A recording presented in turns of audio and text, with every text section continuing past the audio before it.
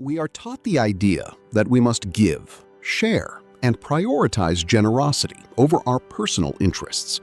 But who warns us about the dangers of being too kind and compassionate? We live in a world where we do not always receive what we give, as it is full of generous people who empty both their financial and energetic resources through indiscriminate donations. If this is your first time on my channel, I ask you to help me by subscribing and liking the video so that I can continue creating more content like this in the future. Could excessive generosity even endanger our own lives? Be amazed by the unexpected negative effects that kindness can bring you. Today, I will reveal the 8 things that happen to you for being too good and introduce 4 Stoic strategies to prevent people from taking advantage of you. Without further ado, let's begin. Number 1. You will have unrealistic expectations of people. The Stoics emphasize the need to accept circumstances as they are and not base our happiness on the actions of others. By giving without expecting too much in return, you avoid disappointment and practice emotional detachment, which leads to greater mental peace. Imagine this scenario. You strive to be generous and kind, giving your best to others without expecting anything in return. This attitude is noble, but we often find ourselves hoping, consciously or unconsciously, that others will respond with the same level of generosity. We expect people to recognize our efforts and reciprocate similarly. But what happens when these expectations are not met? The root of this problem lies in our expectations. By assuming that others will respond the same way we do, we put ourselves in a vulnerable position. While it is natural to desire that others appreciate and value our actions, Stoicism reminds us that we cannot control the actions of others. We can only control our own actions and reactions. It is difficult for us to be completely altruistic in our generosity. Consciously or unconsciously, when we give everything, we expect others to do the same. However, you have become so accustomed to doing everything for them that they will take for granted that you can handle everything in their lives and in yours, especially in yours, because why would they take on your responsibilities? The truth is that your expectations of reciprocity will not be met, and what will happen to you is that you will be in a bad mood, fatigued, frustrated, and disappointed. Stoicism teaches us that our true wealth lies in our ability to give without expecting anything in return, finding joy in the very act of giving and maintaining our peace of mind regardless of the responses of others. Number 2. People will only expect you to give them something. The practice of moderation, so prized by the Stoics, becomes an anchor in a sea of endless demands. Instead of yielding to the unlimited requests of others, Stoicism urges us to balance our generosity. By giving in a balanced way, we maintain control over our actions and avoid falling into patterns that wear down our emotional well-being. People often adapt to situations and environments that are comfortable for them. This human tendency is where the concept of the comfort zone is born. If we constantly take on the responsibilities of others, we are allowing them to remain in their comfort zones. They do not feel the need to grow or face challenges because they know we will always be there to cover their backs. The problem is not only for others, but also for ourselves. By taking on others' responsibilities, we neglect our own needs and priorities. We find ourselves trapped in a cycle of giving without receiving, which depletes our energy and undermines our emotional well-being. Practicing moderation and giving in a balanced way allows you to maintain control over your own actions and avoid falling into habits that wear down your emotional well-being. If you get used to giving all the time, the beneficiaries of your generosity will expect you to give them something all the time. It is important to give, but it is also crucial to maintain balance.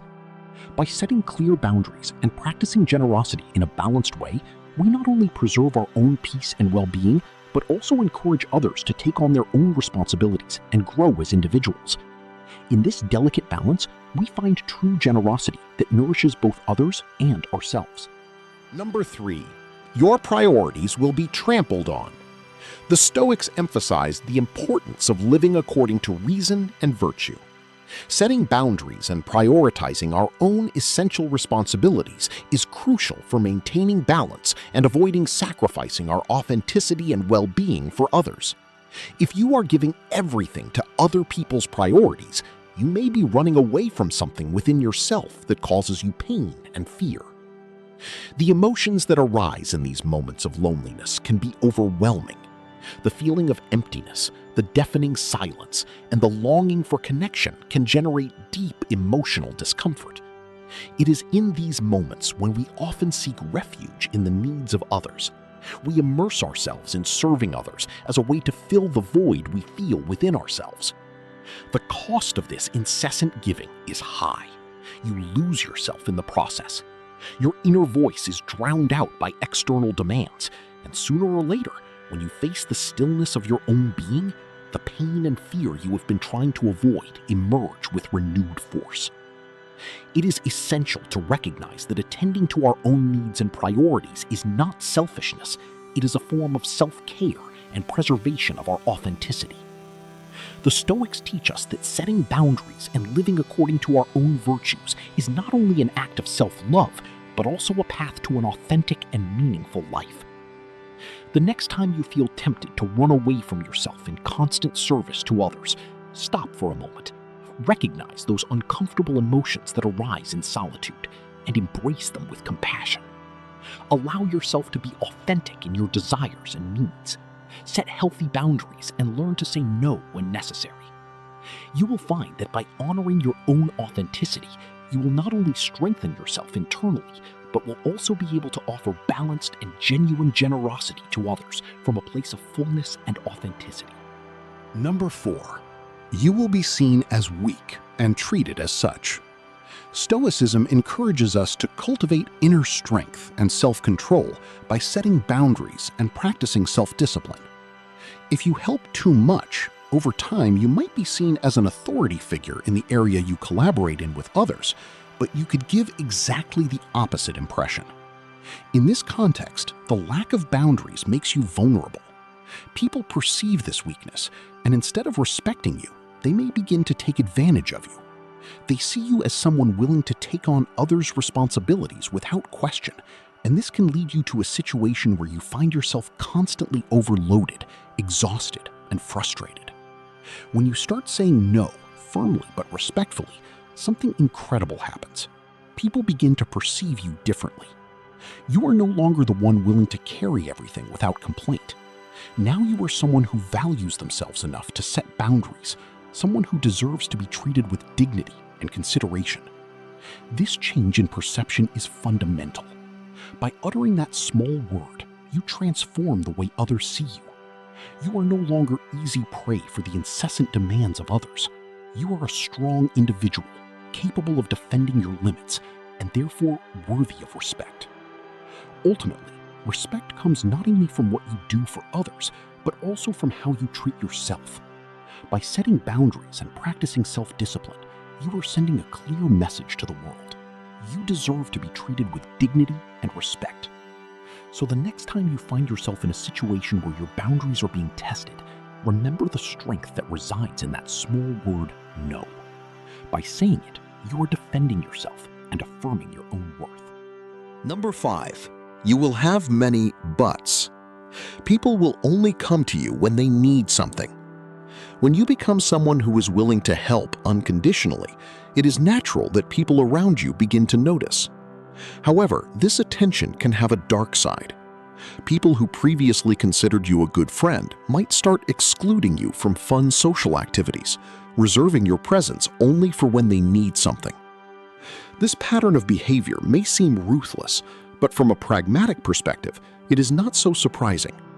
People rarely invite their employees or collaborators to share leisure time. It is more common for those invitations to be extended to close friends, family, or people with whom they have a genuine and equitable relationship. This change in how they treat you can be disconcerting and in many ways unfair. You find yourself in a position where you give freely only to feel excluded when it comes to joyful and relaxed moments. This selective treatment can hurt and provoke feelings of disillusionment and betrayal. However, from the Stoic perspective, this type of behavior is a litmus test for your discernment. It challenges you to recognize who the people are that truly value your friendship and appreciation, and who are simply taking advantage of your generosity. It is important to remember that Stoicism does not advocate becoming cynical or distrustful, but rather cultivating a deep understanding of human nature. Through discernment, you can choose to help those who truly need it and who will value your genuine support. By doing so, you not only protect your own energies and resources, but also surround yourself with people who appreciate you for who you are, not just for what you can give them. Ultimately, this challenge gives you the opportunity to practice Stoic self-discipline. You can choose to set clear boundaries and decide how you wish to spend your energy and time. By maintaining your balanced generosity and focusing on those who truly value your help, you can live according to Stoic principles and find a sense of peace and satisfaction amidst the complexities of human relationships. Number 6.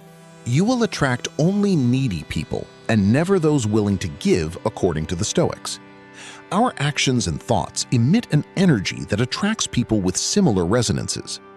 When we cultivate a positive emotional state of mind, we radiate high vibrations that attract equally positive individuals, generous, enthusiastic, and genuine people.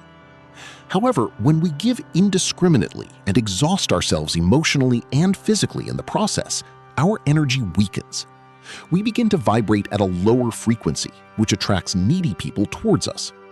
These people, far from being authentic and willing to give in a mutual relationship, approach us only to satisfy their own needs.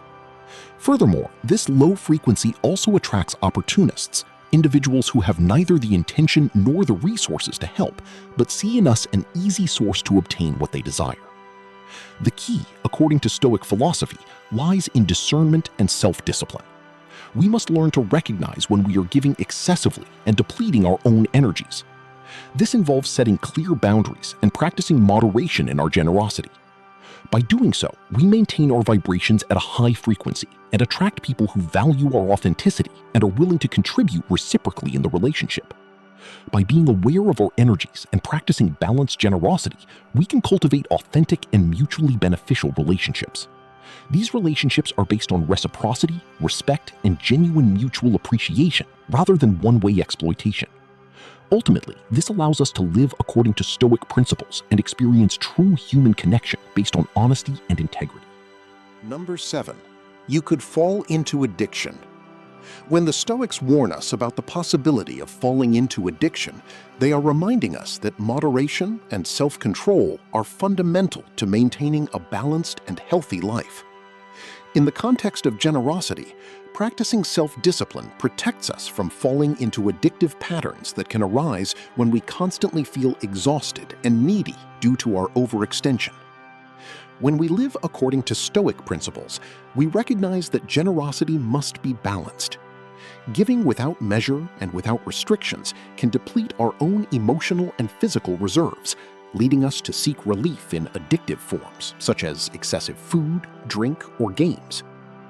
Stoic philosophy teaches us to pay attention to the warning signs that come to us through people close to us. If someone trustworthy points out that we are resorting too much to certain behaviors, we should take those observations seriously. It is natural that our first reaction is denial, especially when we are caught in the cycle of an incipient addiction. However, these concerns come from a genuine place of care and love on their part. Accepting these observations with humility and gratitude is a crucial step towards self-awareness and personal growth. By doing so, we are practicing Stoic philosophy in action, applying the principles of moderation and self-control to avoid falling into addictive traps that can undermine our health and well-being. Always remember that people who care about us do so with the intention of helping us overcome challenges and move towards a fuller, more meaningful life. By taking their observations seriously, we are demonstrating deep consideration for our own well-being and a genuine commitment to our personal growth and long-term happiness. Number 8. You will arouse suspicion. Stoicism encourages us to act virtuously, independently of how others may perceive us.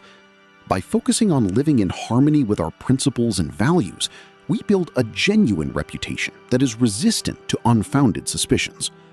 Although we would like things to be different, the truth is that genuinely kind people are not abundant in this world. Therefore, if you are one of them, you will arouse suspicion instead of admiration and gratitude. It won't be long before you show your kindness, before people begin to wonder what is going on with you and what hidden intentions you have that you don't reveal to anyone. Does this mean you have encountered a group of distrustful people? Not necessarily, but it is more likely that they are realists. Most overly enthusiastic people tend to hide intentions so macabre that it is better to stay away from them and give up the help they want to provide. Let's look at the strategies to prevent people from using you. Strategy number 1. Listen to your feelings. They are speaking to you. Based on the Stoic idea of self-awareness, pay attention to your emotions and feelings. The Stoics believed in the importance of self-reflection to understand your reactions and needs. By listening to your feelings, you can identify if you are giving excessively and becoming emotionally drained, allowing you to adjust your approach and find a healthy balance. How do you feel when you help others? Thinking of yourself and prioritizing them is such an altruistic act that practicing it should make you feel like you are walking on air. So if you feel overwhelmed, without energy, angry, or used, it is time to pay attention to your feelings. If something to which you have no obligation causes you so much discomfort, it is necessary not to deceive yourself so that you discover how the help you are providing affects your well-being.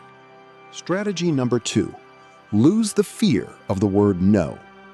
Following Stoic teachings, recognize that your time and energy are valuable and must be allocated consciously and balancedly.